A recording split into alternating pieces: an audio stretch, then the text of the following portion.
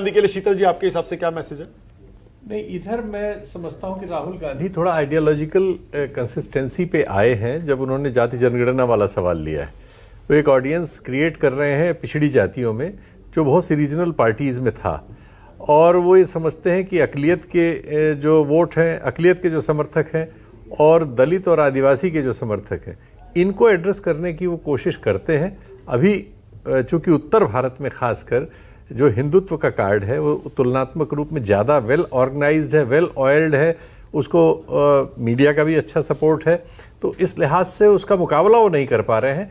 लेकिन ये भी कहना गलत होगा कि वो उनका अपना निजी कोई नहीं, कर्नाटक वो जीते हैं, तेलंगाना वो जीते हैं, वहाँ अभी बाई इलेक्शन भी जीते हैं, हिमाचल अपना जीते हैं, ऐसा नहीं है। कमज़ोर तो वो हुए ही हैं, जाहिर है कि जो इतनी पुरानी पार्टी थी एक ज़माने में पूरा देश वही रूल करते थे और इसी तरह के इससे बहुत बड़े बड़े नतीजे उनके पक्ष में थे, अब वो नहीं हैं, तो कमज़ोर तो वो हैं, लेकिन वो गायब हो गए ऐसा नहीं है। अभी जो मतलब बीजेपी के खिलाफ विपक्ष है उसमें सबसे प्रमुख भूमिका उनकी है और रहेगी, वो नहीं बदली। Okay, alright, Rajiv Ranjan. राजीव, 36 में से 22 माइनॉरिटी डोमिनेंट सीट जो है हार गई है विपक्ष। जो महाविकास अघाड़ी है महाराष्ट्र में 36 में से 22 सीटें महत्वपूर्ण है। अभी अकलियत की बात मुंबई महाराष्ट्र में, मतलब वही मुंबई नहीं मुंबई में नहीं, टोटल महाराष्ट्र की 36 माइनॉरिटी डोमिनेटेड जो सीटें हैं उसमें से 22 सीटें महाविकास अघाड़ी हार गई है। अच्छा, नहीं वो मुंबई में भी 36 है, मुंबई में भी 36 है, मुझे लगा और बहुत जगह 36 का आंकड़ा भी है।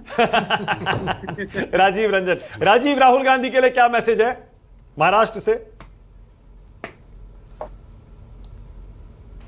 देखिए, राजनीति में चुनावी हार जीत से जो नेता के लिए मैसेज या उनके लिए या किसी भी नेता के लिए, एक बहुत बड़े नेता ने बीजेपी से जब 2 बार वो बुरी तरह हार गए, मैंने उनसे कहा कि बीजेपी से चुनाव लड़ना इतना आसान नहीं है, तो उन्होंने मुझसे कहा, राजीव भाई तो क्या परचून की दुकान खोल लें? करना तो हमको नेता ही है, नेतागिरी है, समाज के लिए ही लड़ना है, सिद्धांतों पर लड़ना है, तो हम लड़ते रहेंगे। जनता के ऊपर फैसला है।